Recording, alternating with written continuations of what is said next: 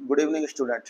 आज अपन पढ़ेंगे 12th class का बीएसटी सब्जेक्ट। बीएसटी सब्जेक्ट के आज मैं कुछ आपको इंपॉर्टेंट क्वेश्चन करवाने जा रहा हूँ, तो वो आज का अपन क्वेश्चन पढ़ते हैं। आज की हमारी क्लास में जो हमारा पहला क्वेश्चन है वो है management is a profession explained. प्रबंध एक पेशा है, इसकी हमें व्याख्या करनी है। Management is a specified body of knowledge. जो प्रबंध होता है वो किसी भी चीज का संपूर्ण ज्ञान होता है। There are arrangement for training and management in specialised institution. आजकल प्रबंध ने बहुत सारे इंस्टीट्यूशन वगैरह खोल दिए हैं ताकि जो बीबीए या एमबीए जो स्टूडेंट करते हैं उनके लिए ट्रेनिंग का इंतजाम वगैरह किया जा सके। The big enterprise make the selection of management trainees and after the successful completion of extensive training candidate are appointed executives. तो आजकल बड़े बड़े ऑर्गेनाइजेशन या फिर संस्थाओं में जो स्टूडेंट होते हैं उनको ट्रेनिंग वगैरह दी जाती है, और जब वो अपनी ट्रेनिंग पूरी कर लेते हैं तो उन कैंडिडेटों को हम बड़ी बड़ी कंपनियों में अपॉइंट करते हैं एग्जीक्यूटिव के तौर पर। Manager are required to observe a code of conduct. It is also a personal skill. जो प्रबंध होता है या प्रबंध करने की जो क्षमता होती है हर किसी में नहीं होती। ये एक पर्सनल स्किल मतलब क्वालिटी होती है, लेकिन इस क्वालिटी को हम एक्सपीरियंस या फिर प्रैक्टिकल डेवलपमेंट के जरिए और भी बढ़ा सकते हैं।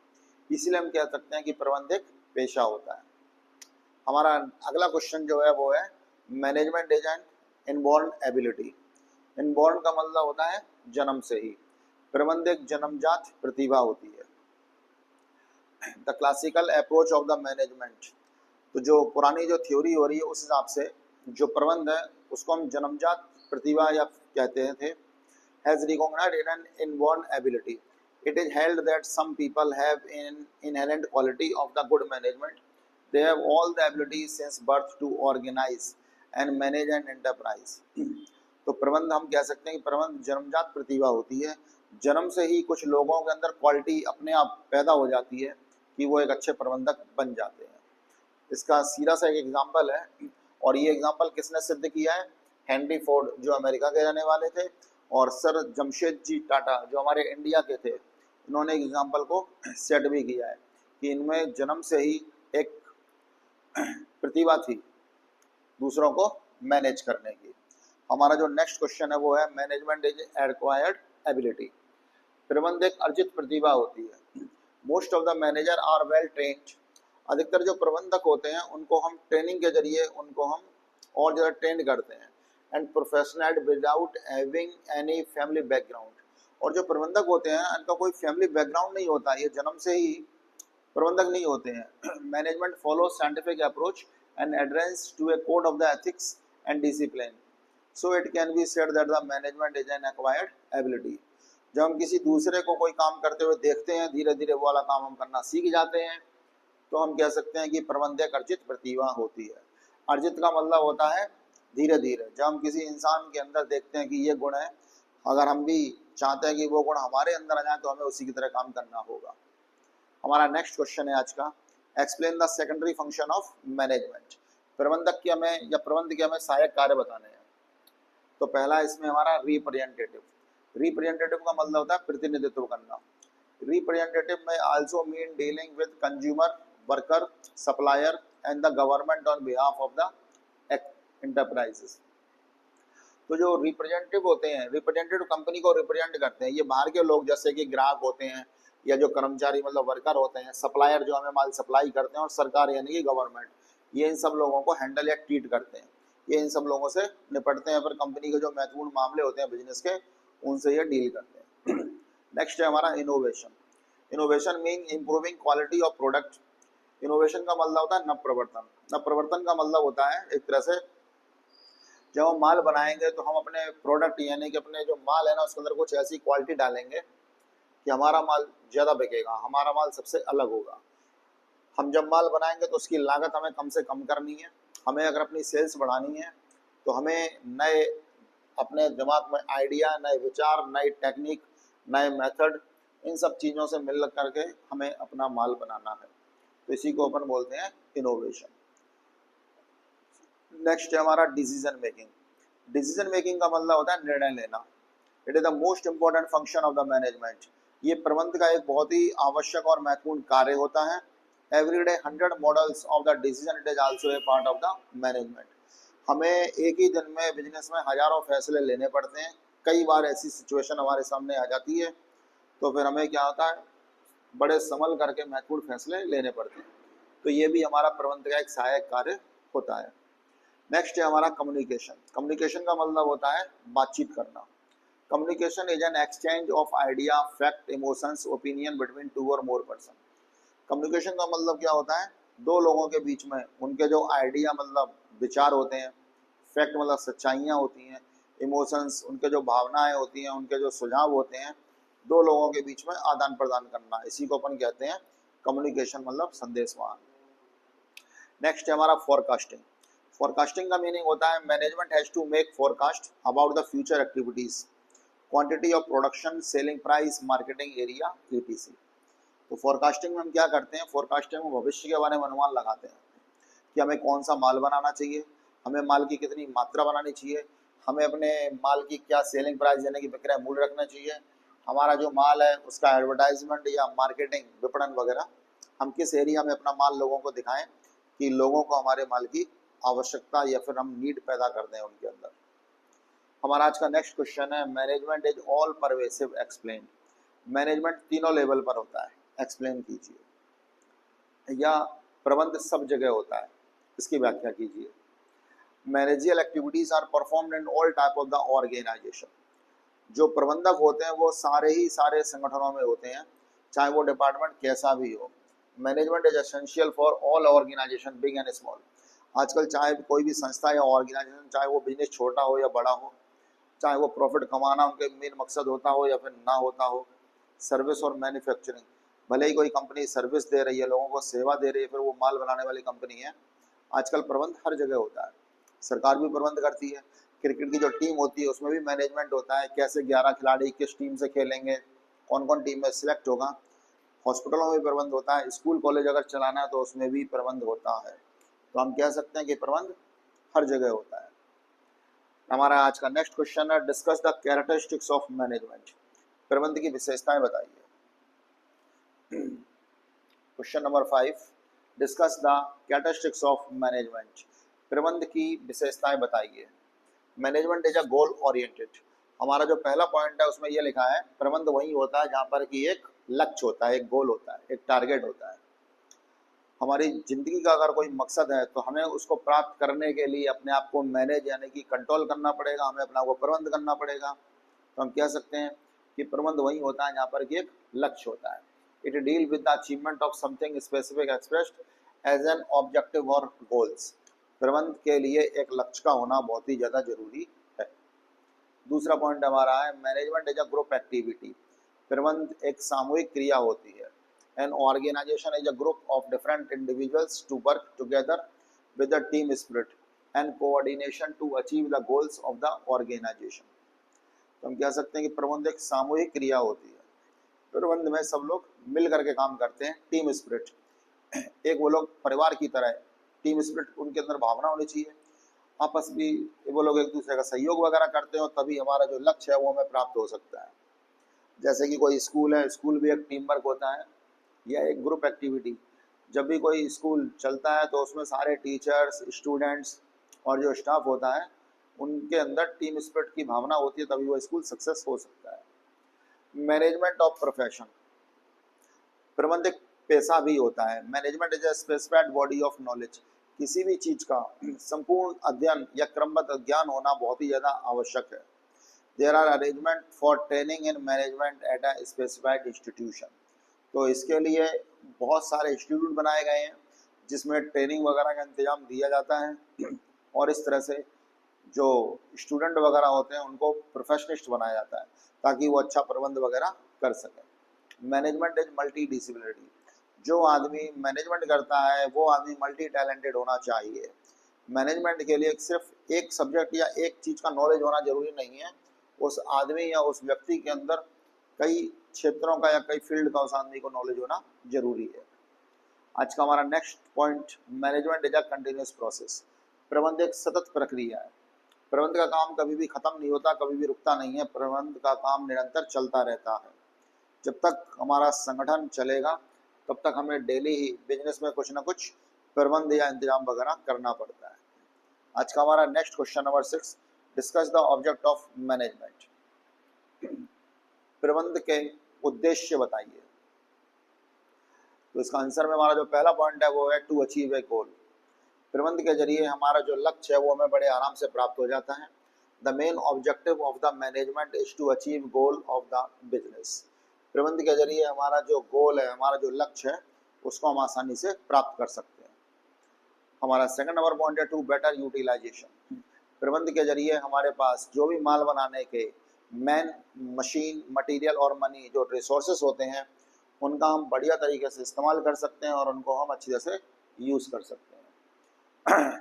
हमारा जो प्रबंध है जो हमारा, वो ऐसा होना चाहिए ताकि हमें लाभ ज़्यादा हो और हमारी जो माल बनाने की जो लागत है उसको हम कम से कम कर सकें। Increasing production. हमारा जो प्रबंध है वो हमें ऐसे करना है कि हम कम से कम कीमत पर ज़्यादा से ज़्यादा माल बना सकें। हम जितना ज़्यादा प्रोडक्शन करेंगे उतना ही ज़्यादा हमारा प्रॉफिट भी बढ़ जाएगा। Reduce cost. हमें लागत को कम करना है। In order to increase the profit the management must reduce the cost of the production. अगर हमें लाभ कमाना है तो हमें ये नहीं है कि हमें अपना माल बढ़ा करके या महंगा करके बेचना है। अगर हमें लाभ कमाना है तो दूसरा तरीका भी होता है, हमें माल बनाते समय जो उसकी कॉस्ट है उसको रिड्यूस यानी कि कम से कम करना है। तो प्रबंध का एक महत्वपूर्ण उद्देश्य लागत को कम करना भी होता है। Next, increasing profit. किसी भी संगठन का सबसे पहला जो एम होता है वो होता है लाभ कमाना। It is the first and important object of the management to increase the profit. तो प्रबंध का एक महत्वपूर्ण उद्देश्य ये भी होता है कि हमें ज़्यादा से ज़्यादा लाभ कमाना है। आज का हमारा question number 7, what is the importance of management. प्रबंध का महत्व बताइए। इसका आंसर है हमारा पहला पॉइंट एफिशिएंसी। एफिशिएंसी मतलब होता है कार्य क्षमता में वृद्धि होनी चाहिए। हमें काम स्पीड से करना है, हमें काम ज़्यादा से ज़्यादा करना है, हमें ज़्यादा से ज़्यादा माल कम समय में बनाना है। इसी को अपन कहते हैं एफिशिएंसी, मतलब प्रभावशीलता। Management increase efficiency by reducing cost and increasing productivity. प्रबंध के जरिए हम लोग अपने काम करने की जो क्षमता है उसको बढ़ा सकते हैं और हमारी जो माल बना रहे हैं उसकी लागत को हम कम कर सकते हैं। हमें ज़्यादा से ज़्यादा माल जल्दी से जल्दी बनाना होगा तो अपने आप माल की जो लागत है वो कम हो जाएगी और हमारी जो कार्य क्षमता है वो बढ़ जाएगी। दूसरा पॉइंट है हमारा गोल यानी कि लक्ष्य। प्रबंध का एक महत्व ये भी होता है, management helps in achieving group goals by giving a common direction to the individual effort.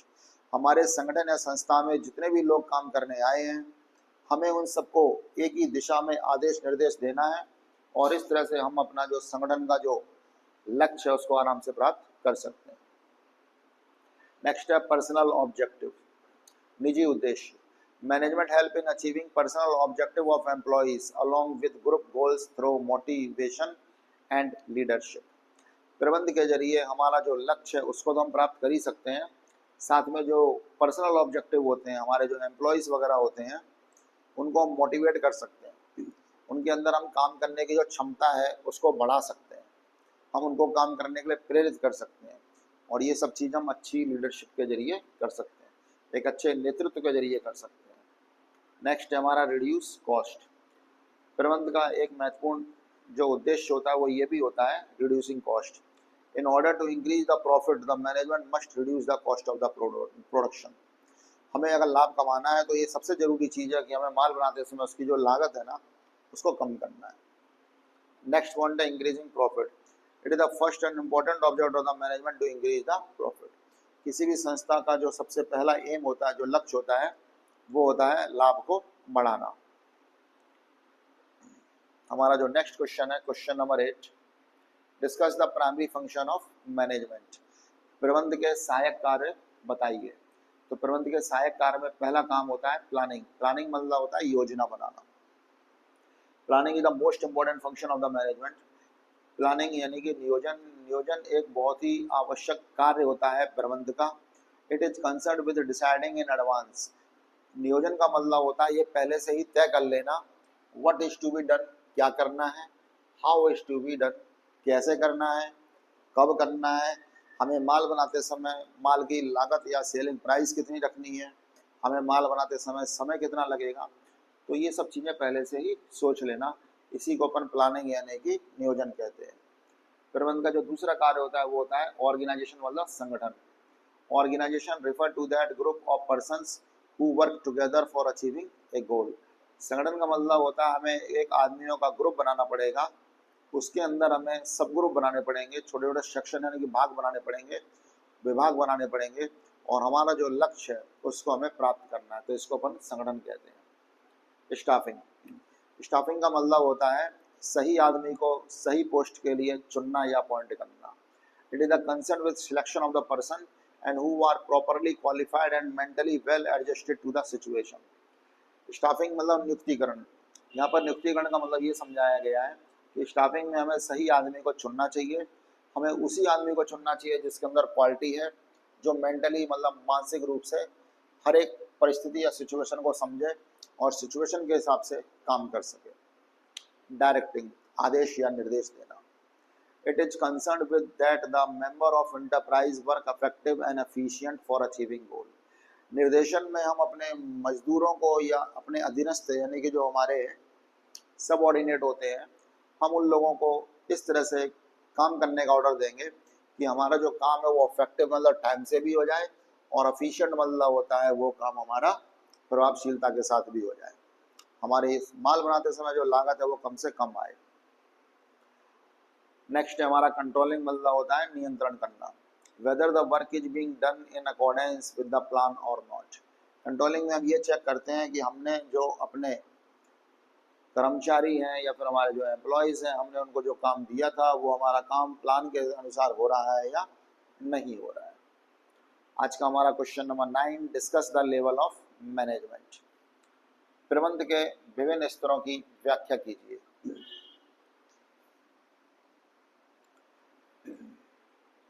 Top management. प्रबंधन के 3 स्तर होते हैं। पहला स्तर होता है हमारा टॉप मैनेजमेंट, जिसको हम बोलते हैं उच्च स्तर। दूसरा होता है हमारा मिडिल लेवल मतलब मध्य स्तर, और तीसरा होता है हमारा लोअर लेवल मतलब निम्न स्तर। तो top management, top management consist of all the senior most executive. जो प्रबंधन का टॉप मैनेजमेंट मतलब उच्च स्तर होता है, उसमें जितने भी सीनियर ऑफिसर्स वगैरह होते हैं वो सब इसमें आते हैं। वो संगठन के लिए योजनाएं वगैरह बनाते हैं। इसमें कौन कौन होता है? इसमें चीफ ऑपरेटिंग ऑफिसर्स होते हैं, चीफ एग्जीक्यूटिव ऑफिसर होते हैं, चीफ फाइनेंशियल ऑफिसर मतलब जो बिजनेस में पैसे के देखरेख करते हैं, इसमें मैनेजिंग डायरेक्टर होते हैं, चेयरमैन होते हैं और प्रेसिडेंट होते हैं। ये सब पर्सन्स हमारे टॉप मैनेजमेंट में आते हैं। अब अपन पढ़ते हैं इनके कार्य, function of the top management. प्रबंधन में जो सबसे उच्च स्तर पर जो लोग काम करते हैं, उसमें पहला टू पास द बजट। इनका जो पहला मुख्य कार्य होता है, ये बजट पास करते हैं कि हमें माल बनाते समय कितना समय, कितना आदमी और कितना पैसा लग जाएगा। To investigate the achievement and result of undertaking. ये छानबीन करते हैं क्या हमारा जो लक्ष्य है वो प्राप्त हुआ है हमें या नहीं हुआ है। Implement various policies.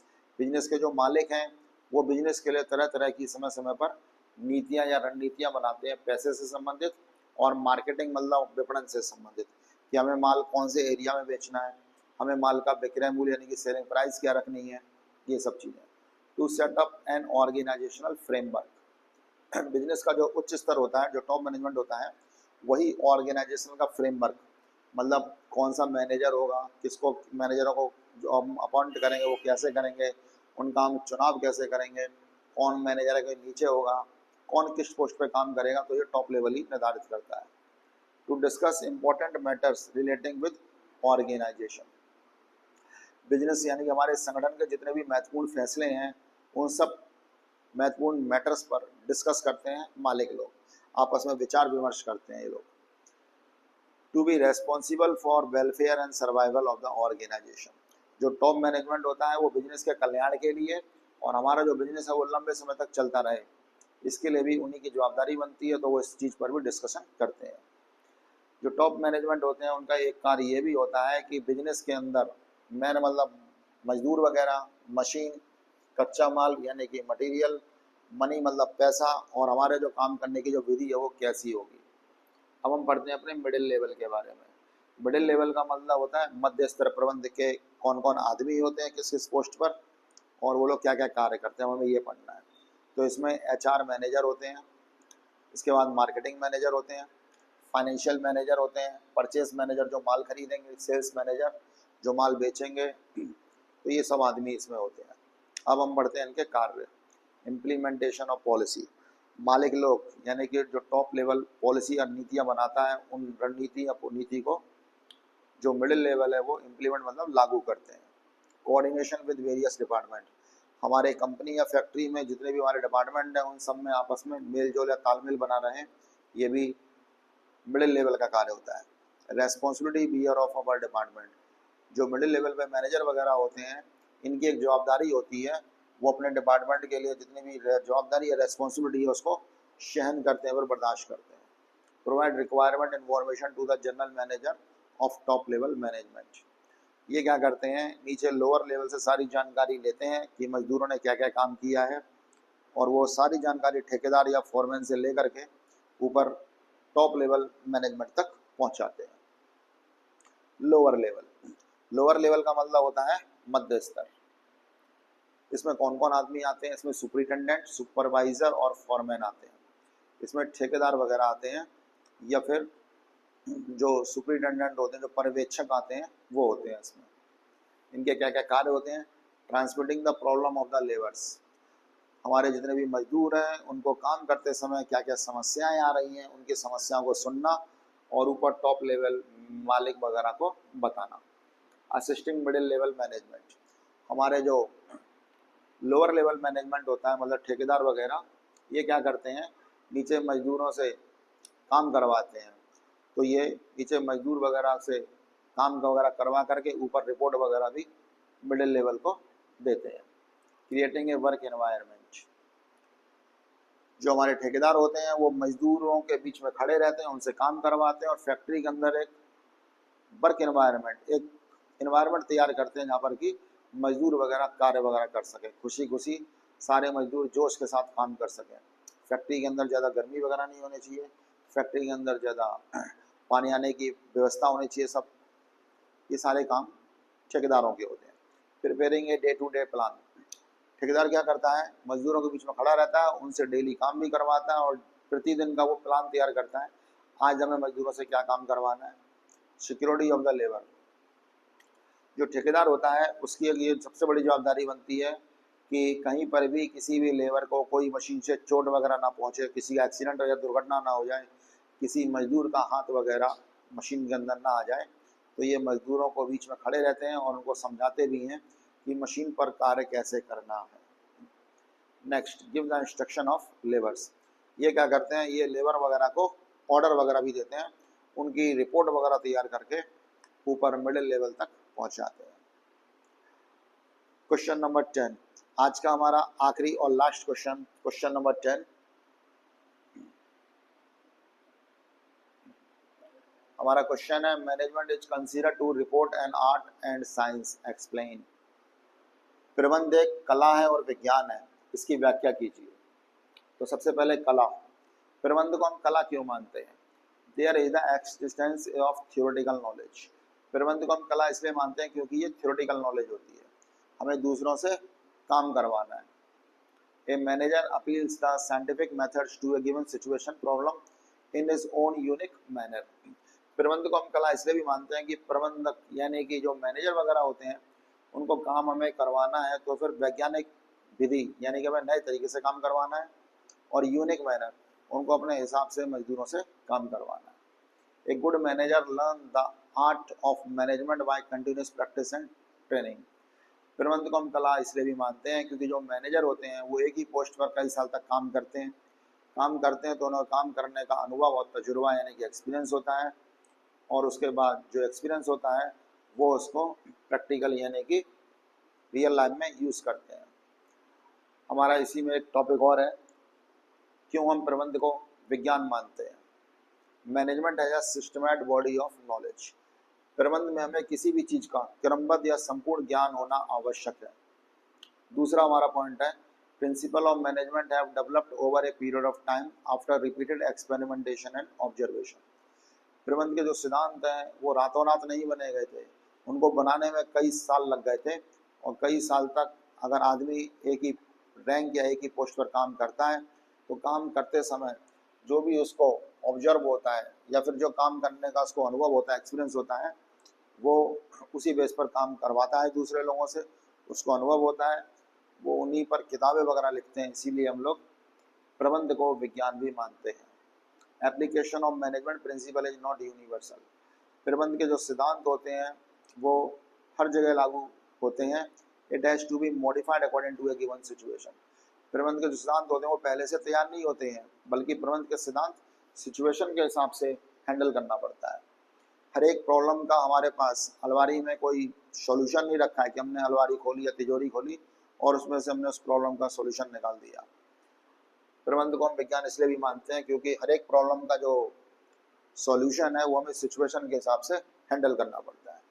तो स्टूडेंट, आज अपन ने पढ़े हैं 1 से लेकर के 10 तक इम्पोर्टेंट क्वेश्चन। कल हमारी क्लास फिर से होगी जिसमें हम आगे से क्वेश्चन करेंगे।